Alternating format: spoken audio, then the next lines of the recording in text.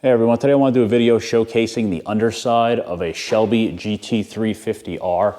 So starting from the front of the vehicle, you have a large splitter, larger than the one that came on the standard GT350. I have a couple rows of slip lows on mine just to help keep it protected, but you can see all the various bolts and rivets in it. Just behind it, you have the belly pan. On the driver's side of the belly pan here, you have the access door for the oil filter for doing filter changes. And the belly pan runs all the way to the back of the oil pan. So you have a composite oil pan on this car. It's a wet sub system with a built-in windage tray. And then if you look all the way to the top, you can obviously see the all aluminum engine block. The later GT350s share the same block as the GT500s. So you can see all the various motor mounts on it and the steering assembly as well. If you look up to the top, you can see the exhaust manifold. That's essentially a header. And same thing on the other side. You can see the manifold with all the individual tubes. On this side, you have the starter motor. One thing with these, if you're ever under the vehicle, this cap tends to pop off. Sometimes they weren't secured in the factory. It's not a big deal if it's off, just pop it back on, but they usually are not secured. I know when I looked on mine, it was popped off, so just put it back on if you are under the vehicle doing an inspection on it. So if you're ever doing an oil change on one of these, it has these Ford quarter turn plugs. This thing flows a tremendous amount of oil very quickly, so a lot more than a threaded plug will. So if you're ever doing an oil change on the 350, be ready for it because the oil comes out really quick. And then moving over to the suspension, you can see where the K-member bolts up to the chassis. And on the suspension itself, the knuckle's a little bit different on this car. This is a 2020 GT350R. This was the only GT350 to get the knuckle and updated steering geometry from the GT500. So if you've ever seen a 350, this one actually is a little bit different. And the steering setup is slightly different. This does help to reduce tram lining. This car does very little tram lining from what I've noticed on the streets, even with the Cup 2s on it. You see the large 6-piston caliper and 15.5-inch rotor, and you can see it has very tight clearances. I addressed this before, that you are going to get scratches on the barrels with these wheels just because the clearance is so tight on these things. And then up top, you can see the Ford Performance Magna Ride dampers. So electronically adjustable, that's a really nice feature for this car. I also have the air inlets to help cool the brakes that come from the front. The horns up here as well on the front of the vehicle. And you also have some various modules there as well. So it's basically symmetrical on the other side with all the suspension components. There's really no other differences. And then moving back to the transmission, Tremec 3160.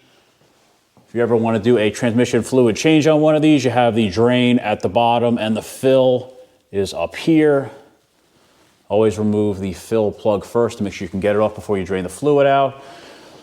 Catalytic converters on each side. You also have the vibration dampeners that are built into the exhaust system there. You can see your oxygen sensors, very easy to get to.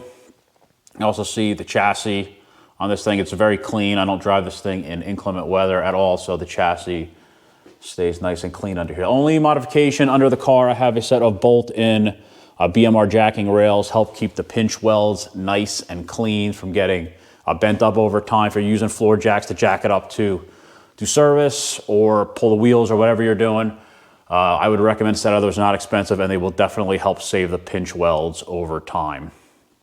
So moving back, transmission support member, although the various wiring harnesses here.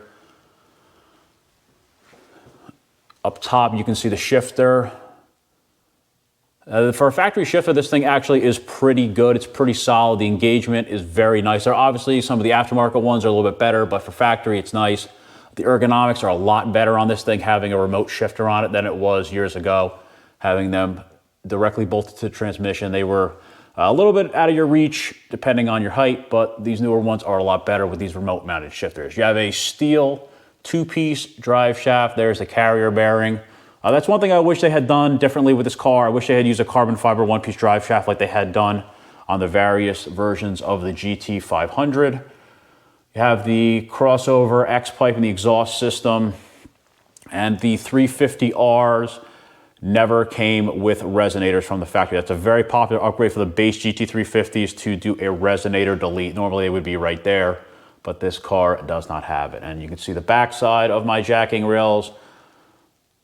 They go almost the full length of the rocker panel. Under this plastic cover, you have the lines for the fuel system, and right here is your fuel filter. So if you ever need to change that out, you just gotta take that plastic panel off. Pretty simple job to do, not a big deal. So you have, getting towards the back of the car, there's the line for the parking brake. You can see up here is where it goes in, and here is where it splits into two. Fuel tank, it's one tank, but it looks like it's split, but it, like I said, is one single tank. It's not too big, it's only about 16 gallons, so that's one thing some owners were not happy about, is how small the fuel tank was on this car. This does not have the greatest range on it. Fuel tank straps, you have all the heat shielding that is built into it. You can also see the mounts where the parking brake cable goes back. Where the fuel line goes in there. And at the end here, I have the differential. The housing to the differential is steel. I know in some of the earlier Mustang Cobras, like the Terminators and the Cobra Rs, they were all, with the older IRS system, they were aluminum and they were prone to failure if you did significant power upgrades. This being steel, it is considerably stronger. So here you can see the rear subframe and the geometry. This thing uses, the 350s use a lot more aluminum in the suspension than the standard Mustangs, like the base models and the 5.0s, to help reduce some weight in the vehicle itself. You can see the bottom mounts where the springs go, the bottom mounts for the shocks itself. So the tubing for the exhaust system is the same diameter all the way back. And you can see here the springs. You can also see the anti-sway bar right there. See the springs for it. See the calipers and rotors where the half shafts go into the differential. There's the anti-sway bar again. On the backside of the differential, if you ever want to do a diff service on a 350, you have the fill plug right there. To drain it, you have two options. You can either unthread this all the way, or there's this purple clip and you can pull the inlet for the differential cooler out. So those are your options for draining that. You have the rear pan on here. You see the sway bar there. You have two kick-ups here. You can see the fins for the differential cooler, one on both sides, where it kicks the air up in and runs it in there. Here's your lines, like I said, for the diff cooler, and the diff cooler itself is right there. That's the pump for the differential cooler. And you can see where the top side, where the air is directed in, and you can see the very back corner of the actual diff cooler itself, where it brings the air in and the venting on the rear fascia allows it out. So that's the pump itself.